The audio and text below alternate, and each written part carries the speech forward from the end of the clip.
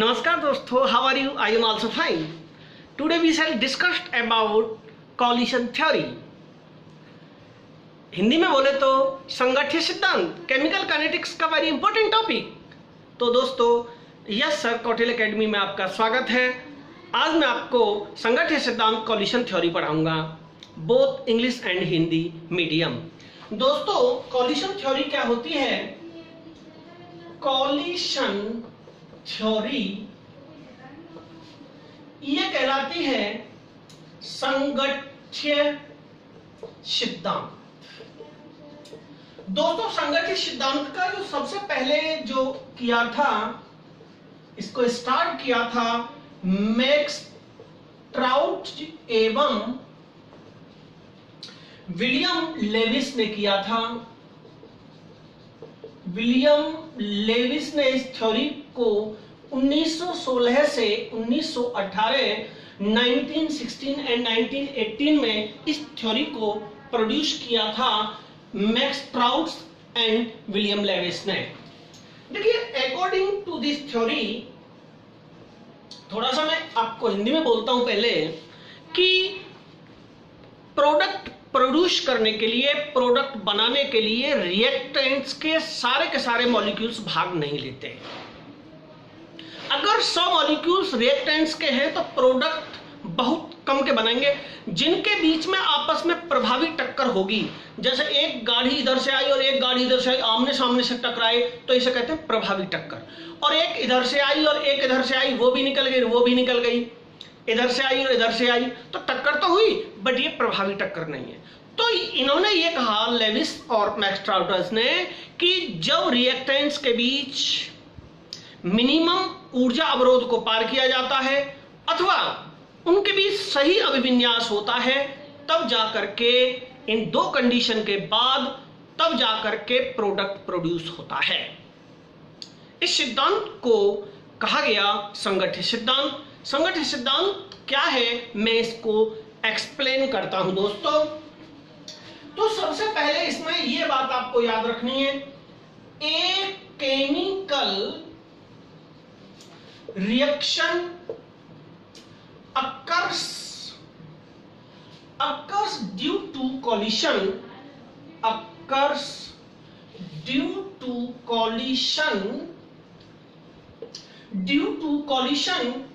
between reactant molecules,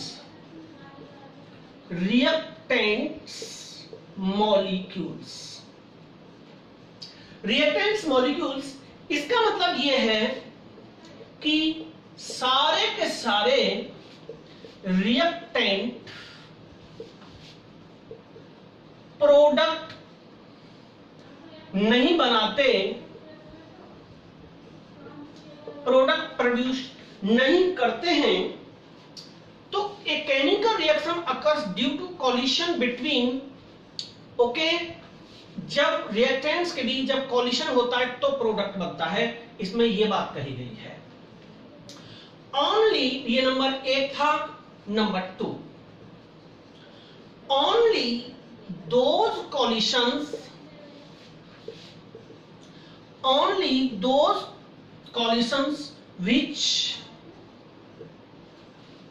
which successfully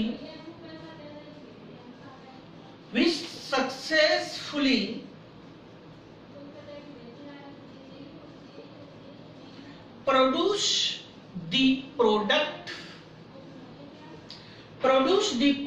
are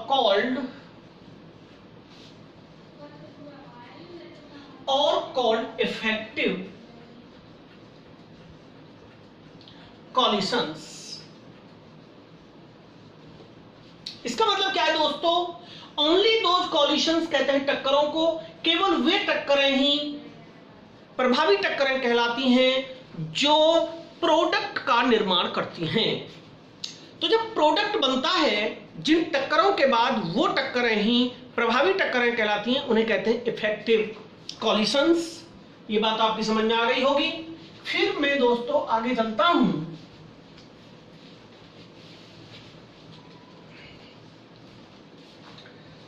number 3, which do not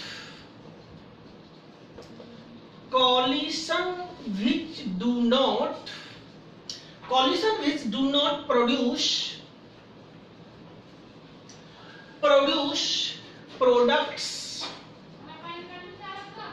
products are called ineffective collisions। जिन collision के बाद कोई भी product नहीं बनता उन्हें कहते हैं इनइफेक्टिव कॉलिशंस। ओके दोस्तों, देखिए जैसे मैं एक एग्जांपल के द्वारा आपको बता रहा हूं, A+B, ये सामान्य एग्जांपल में दे रहा हूं। अगर इनमें सही कॉलिशन होगा, इफेक्टिव कॉलिशन होगा, तो ये AB प्रोडक्ट बन जाएगा। प्रॉपर कॉलिशन है ये, अगर प्रॉपर कॉलिशन होगा तो ये प्रोडक्ट बन जाएगा। अगर A और B के बीच ये थोड़ी देर के लिए तो मिलेंगे, लेकिन जब सही से इनके बीच नहीं होगा तो A और दोनों अलग अलग सेपरेट रहेंगे। यह है रॉन्ग कॉलिशन, ये ठीक से कॉलिशन नहीं हुआ, ये इनइफेक्टिव कॉलिशन है, ये इफेक्टिव कॉलिशन है। दोनों एग्जाम आपकी समझ में आ गए होंगे एग्जांपल्स। अब क्या होता है दोस्तों, 4A, फिर आगे चलता हूं।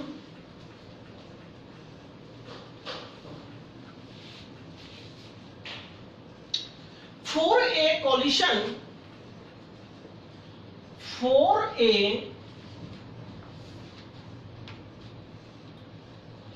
ये हो गया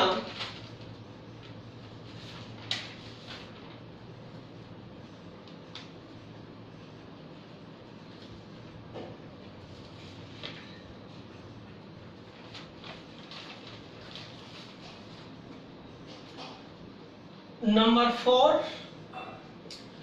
कॉलिशन फ्रीक्वेंसी। बहुत एग्जाम में पूछी जाती है, आपको याद रखना है। Collision frequency, number of collisions per unit volume and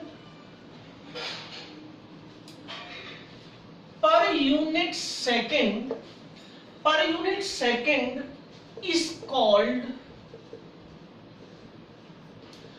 collision frequency. It is denoted by Z।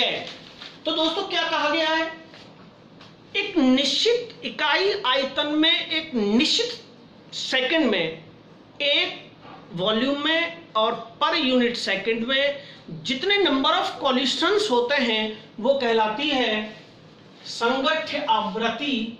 Hindi में कहते हैं संगठ्य आवृत्ति। एक सेकंड में एक निश्चित वॉल्यूम में कॉलिशंस, जितने भी कॉलिशंस होते हैं वो कहलाती है ये। तो आपको ध्यान रखना है, जो पर सेकंड जो ये टक्करों की संख्या होती है 10 की घात 25 से लेकर के 10 की घात 28 तक होती है। आपको याद रखना है, ये इतनी फ्रीक्वेंसीज रिएक्टेंस के बीच होती है, जो वेरी इंपॉर्टेंट है, ये बहुत पूछ लिया जाता है एग्जाम में। फिर हम चलते हैं आगे। 4A collision to be effective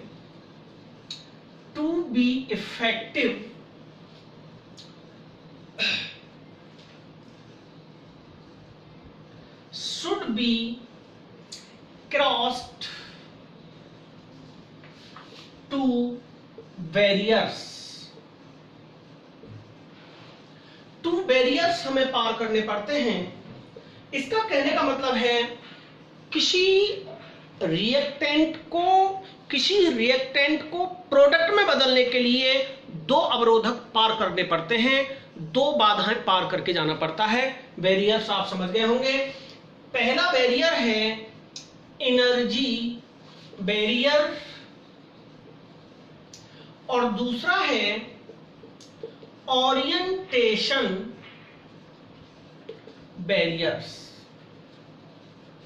Hindi में कहते हैं ऊर्जा अवरोधक और इसे कहते हैं अभिविन्यास अवरोधक। मतलब किसी भी रिएक्टेंट को प्रोडक्ट में बदलने के लिए एनर्जी बैरियर और ओरिएंटेशन बैरियर्स पार करने पड़ते हैं जब जाकर के अभिक्रिया होती है। तो दोस्तों फिर मैं अब आगे चलता हूं, ये समझ में आ गया होगा। अब आगे दोस्तों क्या होता है, पहले हम नंबर 1 को समझ रहे हैं एनर्जी बैरियर्स। एनर्जी बैरियर्स किसी भी रिएक्टेंट को प्रोडक्ट में प्रोड्यूस करने के लिए एक निम्नतम ऊर्जा मिनिमम एनर्जी की आवश्यकता होती है, जिसे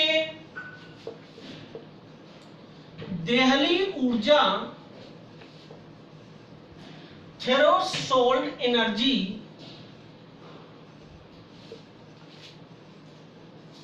DH कहते हैं। तो दोस्तों तो जब तक आप इस थ्रेशोल्ड एनर्जी को क्रॉस नहीं करेंगे, इस लेवल को, इस बैरियर को पार नहीं करेंगे, तब तक एक प्रोडक्ट प्रोड्यूस नहीं होगा। जो मिनिमम एनर्जी होती है उसे कहते हैं देहली ऊर्जा। तो दोस्तों आपको ध्यान रखना है, इसे बोलते हैं देहली ऊर्जा। क्या हो गया? Minimum amount of energy, minimum amount of energy required by reactants to produce a product. A product is called threshold energy. क्या कहते हैं इसको? देहली ऊर्जा। तो ये अमाउंट एनर्जी जो चाहिए किसी अभिक्रिया को कराने के लिए, प्रभावी टक्करों को कराने के लिए, उसे कहते हैं दोस्तों देहली ऊर्जा। अब देखिए ग्राफ्स के द्वारा आप समझें, ग्राफ के द्वारा आप समझें, ये इधर है फ्रैक्शन ऑफ मॉलिक्यूल्स, फ्रैक्शन कहते हैं टक्करों को, फ्रैक्शन ऑफ मॉलिक्यूल्स, और ये है एनर्जी। दोस्तों यहां से रिएक्टेंट स्टार्ट हुए, ये जो आप देख रहे हैं, ये जो देख रहे हैं, इसी को कहते हैं इफेक्टिव एनर्जी। हिंदी में कहते हैं सक्रिय ऊर्जा।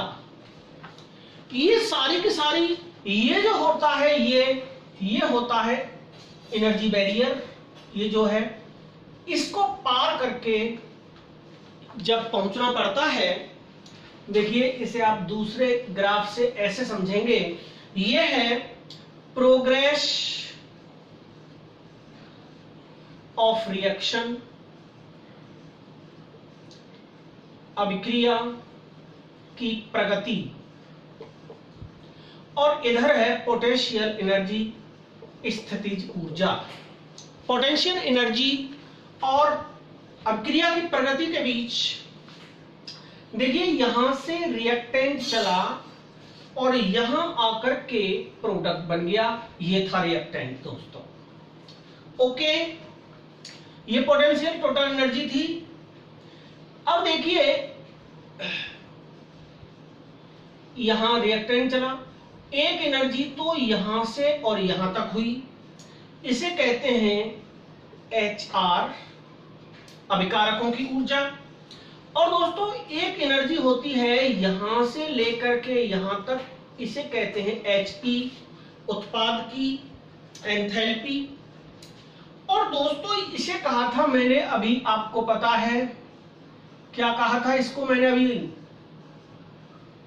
इसको मैंने कहा था एनर्जी बैरियर। इसको मैंने एनर्जी बैरियर कहा था, ऊर्जा अवरोधक। तो ये तो प्रारंभिक ऊर्जा थी अभिकारकों की, रिएक्टेंट्स की। अब यहां से और एनर्जी बैरियर तक ले जाने के लिए ये जो एक्सटर्नल एनर्जी होती है, ये जो दोस्तों एक्सटर्नल एनर्जी जो हम अप्लाई करते हैं, ये जो अतिरिक्त ऊर्जा होती है, बाह्य जो ऊर्जा होती है, इसी को कहते हैं एक्टिवेशनल एनर्जी, EA। ये जो एनर्जी है यहां से लेकर के यहां तक, ये कहलाती है ये वाली इफेक्टिव एनर्जी, एक्टिवेशनल एनर्जी। तो ये आपकी समझ में आ गई होगी। तो दोस्तों एक्टिवेशन एनर्जी को कैसे डिफाइन करेंगे? एक्टिवेशन एनर्जी मींस सक्रिय ऊर्जा को कैसे डिफाइन करेंगे? It is the external energy. It is the external energy. It is the external energy provided to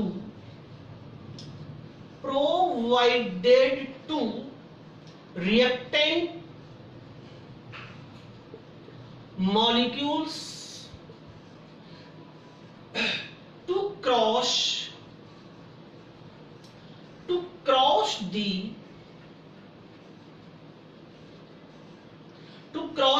energy barrier. To cross the energy barrier is called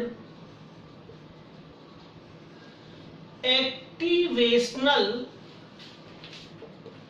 energy. इसे कहते हैं दोस्तों एक्टिवेशनल energy. तो और it is denoted by EA। जो इस energy barrier को तोड़ने के लिए रिएक्टेंट्स पर लगाई जाने वाली जो बाह्य एनर्जी होती है, उसे कहते हैं सक्रियण ऊर्जा, एक्टिवेशनल एनर्जी। तो दोस्तों ये आपकी समझ में आ गया होगा। अब चलता हूं मैं इससे थोड़ा सा और आपको और ग्राफ्स के द्वारा समझाता हूं, आप ध्यान देना।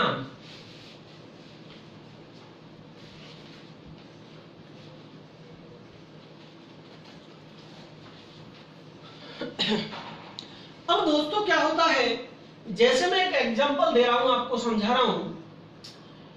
A2 प्लस B2 दो रिएक्टेंट्स हैं।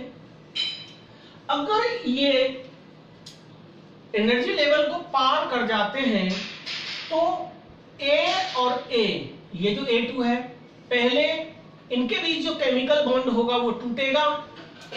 B और B के बीच भी जो बॉन्ड है B2 के बीच, वो भी टूटेगा और इन दोनों के बीच नया बॉन्ड बनेगा। इसको कहते हैं संक्रमण अवस्था, एक्टिवेशनल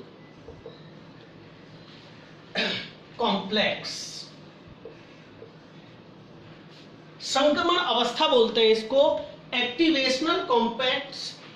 अब जब ये तो बीच की अवस्था होती है, मध्य की अवस्था होती है, प्रोडक्ट नहीं होता, पहले दोनों के बीच कॉम्प्लेक्स होता है। अब आगे क्या होगा दोस्तों? तो A bond B plus A bond B, तो इसे हम क्या कह सकते हैं? 2AB बन गए कि नहीं बन गए?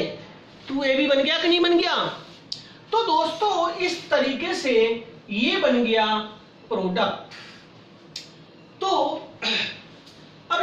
कैसे समझेंगे, तो जो थ्योरेसोल्ड एनर्जी जो होती है, जिसे कहते हैं देहली ऊर्जा जो होती है, ये क्या होती है बताइए। थ्योरेसोल्ड जो एनर्जी होती है वो क्या होती है दोस्तों, वो होती है, थ्योरेसोल्ड जो एनर्जी होती है वो होती है HR प्लस HP। ये थ्योरेसोल्ड एनर्जी होती है, रिएक्टेंट्स की ऊर्जा प्लस प्रोडक्ट्स की ऊर्जा। ओके, अगर रिएक्शन एक्सोथर्मिक होगी, अगर एक्सोथर्मिक को कहते हैं ऊष्मा क्षेपी अभिक्रिया होगी, तो आपको पता है इसके लिए जो डेल्टा H होता है वो हमेशा नेगेटिव होता है। जानते हो कि नहीं जानते ऊष्मा क्षेपी अभिक्रिया के लिए? तो डेल्टा H नेगेटिव कब होगा, तो डेल्टा H बराबर HP माइनस HR हो, जब HP छोटा होगा तभी तो ये नेगेटिव होगा डेल्टा H का मान। तो देखिए ये वाला अगर ऊष्मा क्षेपी के लिए बनाना हो आपको, तो क्या बनाएंगे दोस्तों, यहां से हमने स्टार्ट किया और यहां आकर के बना प्रोडक्ट, यहां कौन था, रिएक्टेंट था। ये आपको पता है इसको क्या कहते हैं, इस एनर्जी को क्या कहते हैं, HR बोलते हैं, इस एनर्जी को क्या बोलते हैं, HP बोलते हैं। और ये क्या होता है, एनर्जी बैरियर होता है, यहां से लेकर के यहां तक को क्या बोलते हैं, एक्टिवेशनल एनर्जी बोलते हैं। समझ रहे हैं ना, एक्टिवेशनल एनर्जी किस लिए लगाई जाती है, इस ऊर्जा अवरोध को पार कराने के बाद, जब इसे पार करेगा तभी जाकर के प्रोडक्ट बनेगा। ओके, तो दोस्तों क्या होगा, आप देख रहे हैं HR ज्यादा है और HP कम है, ये ज्यादा है मैक्सिमम है और ये मिनिमम है, ये कम है, तो HP छोटा है। जब इस एनर्जी का मान कम होगा तो बनेगा एक्सोथर्मिक रिएक्शन के लिए ये ग्राफ होगा, आप ध्यान रखना। आ गया ना समझ में। अगर अभिक्रिया एंडोथर्मिक हो, अगर अभिक्रिया एंडोथर्मिक हो, एंडोथर्मिक कहते हैं ऊष्मा शोषी। ऊष्मा शोषी का मतलब है कि अभिक्रिया में ऊर्जा का अवशोषण हो रहा है, एब्जॉर्ब हो रही है एनर्जी। तो दोस्तों उसके लिए ग्राफ क्या बनेगा, ये पोटेंशियल एनर्जी है, आप याद रखना, ये प्रोग्रेस ऑफ रिएक्शन है, इधर ये ग्राफ है, यहां से रिएक्टेंट चला और ये, तो ये जो है आप क्या देख रहे हैं, ये HP है, यहाँ प्रोडक्ट बना, यहाँ रिएक्टेंट है, और ये क्या है दोस्तों, ये HR है, ये क्या है, ऊर्जा अवरोधक है, एनर्जी बैरियर है। तो अब आप क्या देखेंगे, यहाँ डेल्टा H का मान पॉजिटिव आएगा कि नहीं आएगा, क्योंकि अब की बार ये ज्यादा है और अब की बार ये कम है। ये किसके लिए बनाया मैंने, एंडोथर्मिक के लिए। ध्यान रखना, जब रिएक्शन एंडोथर्मिक होती है तब इस प्रकार का एक्टिवेशन एनर्जी के लिए ग्राफ बनता है। ये है EA, एक्टिवेशनल एनर्जी। आ गया होगा दोस्तों समझ में। तो अगर रिएक्शन ये हो गया, अगर अभिक्रिया उत्क्रमणीय है, if reaction is reversible process, अगर अभिक्रिया कैसी है, उत्क्रमणीय है, तो देखिए इसके लिए क्या होता है, जब अभिक्रिया उत्क्रमणीय होती है तो फिर ग्राफ बता रहा हूं मैं, वेरी इंपॉर्टेंट ग्राफ है। यहां से रिएक्टेंट चला, यहां आकर के प्रोडक्ट बना, ये एनर्जी बैरियर है, यहां रिएक्टेंट था, यहां प्रोडक्ट बना। इसको क्या कहते हैं आपको पता है, HR बोलते हैं, इसको क्या बोलते हैं, HP बोलते हैं। ये क्या होती है, यहां से यहां तक की ये होती है activational energy. Okay, potential energy, progression reaction. ये तो थी अग्रव क्रिया की, ये तो एक्टिवेशन एनर्जी थी फॉरवर्ड रिएक्शन के लिए, अग्र अभिक्रिया के लिए। इसको कहते हैं फॉरवर्ड रिएक्शन के लिए एक्टिवेशन एनर्जी है फॉरवर्ड अग्रव क्रिया के लिए, और ये जो एक्टिवेशनल एनर्जी है फिर अग्रव क्रिया पीछे से जाएगी, तो ये इसकी एक्टिवेशनल एनर्जी हो जाएगी। ये एक्टिवेशन एनर्जी किसके लिए हो जाएगी? ये हो जाएगी बैकवर्ड के लिए, ये बैकवर्ड अभिक्रिया के लिए हो जाएगी, ये उसके लिए और ये बैकवर्ड के लिए। तो दोस्तों क्या हो जाएगी? तो ये आ जाएगा तुम्हारा फॉर्मूला डेल एच बराबर ई ए इसकी फॉरवर्ड की minus E A of backward, ये अग्रव क्रिया माइनस पश्चर क्रिया। तो ये जो है आपकी उत्क्रमणीय अभिक्रिया की कुल एनर्जी निकल आएगी। ये फॉरवर्ड याद रखना और दोस्तों ये याद रखना बैकवर्ड के लिए। समझ में आ गया होगा? पश्चर क्रिया के लिए। तो ये था दोस्तों पश्चर क्रिया के लिए। अब चलते हैं हम दूसरे अवरोध की ओर। दूसरे अवरोध की ओर चलते हैं।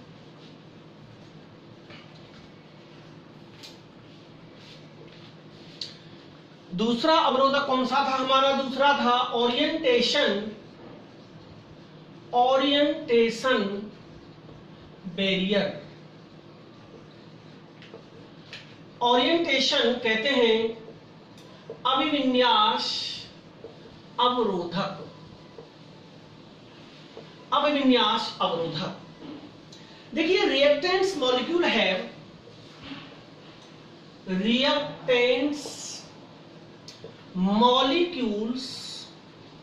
reactants molecules have sufficient energy किसके लिए? must collide टकराने के लिए in proper direction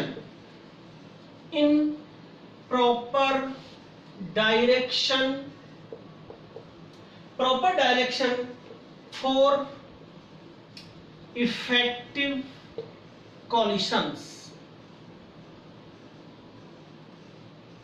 तो इसमें क्या कहा गया है कि जब रिएक्टेंट्स के पास प्रॉपर एनर्जी होती है, और किस लिए प्रॉपर एनर्जी? प्रॉपर डायरेक्शन में, एक सही दिशा में। मतलब ओरिएंटेशन बैरियर का मतलब है सही दिशा में टक्करों का होना। समझ गए ना? इन प्रॉपर डायरेक्शन मतलब किसी भी अभिक्रिया को कराने के लिए एक डायरेक्शन की आवश्यकता भी बहुत जरूरी होती है, एक डायरेक्शन भी बहुत बड़ा योगदान निभाता है। ओके दोस्तों, तो अब क्या हो जाएगा? जैसे मैं एक एग्जांपल दे रहा हूं इसका, एक ये बड़ा वाला गोला है और एक ये छोटा वाला गोला है, प्लस बड़ा और छोटा। अगर इसमें और इनमें छोटे की और छोटे की और बड़े की टक्कर अगर हो, तो ये दोनों बड़े हैं और ये दोनों छोटे हैं, इनमें दोनों में कॉलिशन हुआ तो क्या बना? दो बड़े और दो छोटे। इस प्रकार से इसे कहते हैं, ये जो है प्रॉपर डायरेक्शन में कॉलिशन हुआ है। अगर छोटे और बड़े का ऐसे क्रॉस में होता तो प्रॉपर डायरेक्शन नहीं माना जाता, ये प्रॉपर डायरेक्शन में हुआ है। ओके, अब देखिए इसके लिए अगर प्रॉपर डायरेक्शन ना होता तो ये डायग्राम कैसा होता? अगर कॉलिशन प्रॉपर नहीं होती तो देखिए ये ऐसे भी हो सकती थी, ये बड़ा, ये भी बड़ा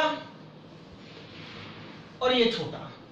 ओके, अगर इनमें टक्कर ये बड़ा और यहां अगर के उसका छोटा टकराता, ठीक है, अगर इस टाइप की टक्कर होती तो क्या हो जाता बताना? तो क्या हो जाता?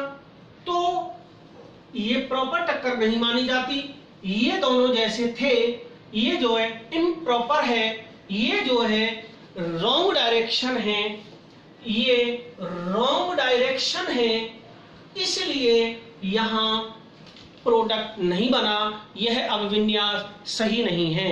बड़े और बड़े की टक्कर हो और छोटे के छोटे की टक्कर हो तो कहलाता है प्रॉपर डायरेक्शन। तो किसी भी प्रोडक्ट को बनाने के लिए ओरिएंटेशन की भी बहुत जरूरी होती है। ओरिएंटेशन बहुत जरूरी होता है। देखिए इसका एक एग्जांपल हम आपको ऑर्गेनिक केमिस्ट्री से समझाते हैं। अभिविन्यास का एक प्रॉपर डायरेक्शन समझाते हैं। आपने पढ़ी होंगी SN2 रिएक्शंस। इसको कहते हैं बैकवर्ड डायरेक्शन रिएक्शंस।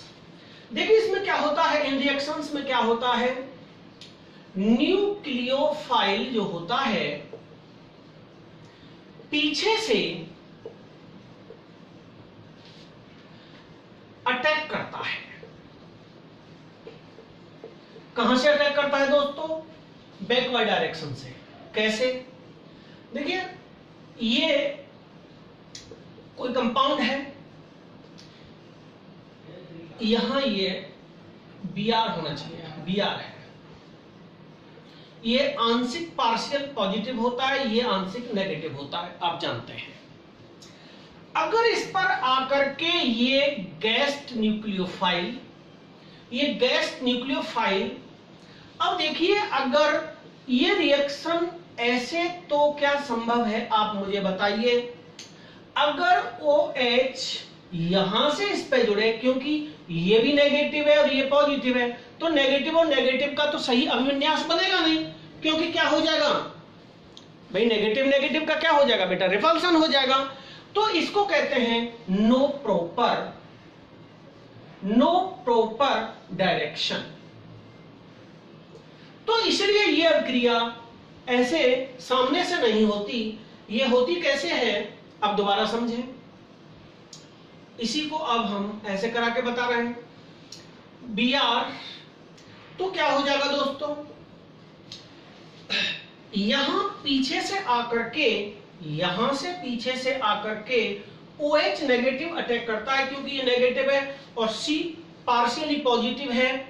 तो क्या हो जाता है दोस्तों, C, समझ रहे हैं ना बात को आप, ये जो OH है यहां से आकर के ये अटैक किया इसने,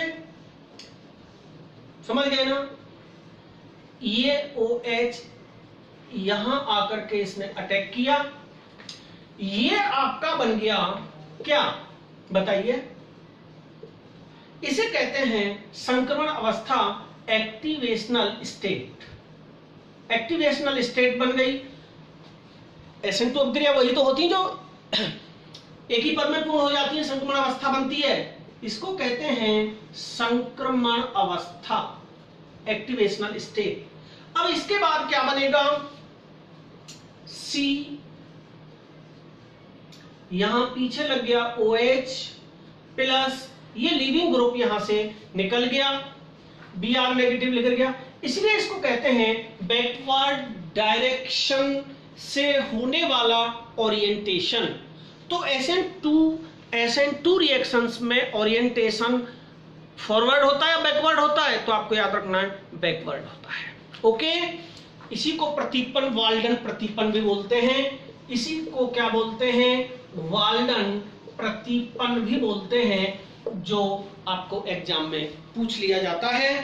तो दोस्तों आज मैं कॉलिशन थ्योरी में इतना ही पढ़ाऊंगा। तो ये था हमारा best lecture for coalition theory from chemical kinetics. तो दोस्तों अगले वीडियो में आपसे फिर मुलाकात होगी। आज के लिए बहुत बहुत धन्यवाद, थैंक्स। चैनल को सब्सक्राइब अवश्य कर देना, बहुत बड़ी गलती कर रहे हो बेटा, ठीक है ना। ओके बेटा, share, comment and subscribe, good.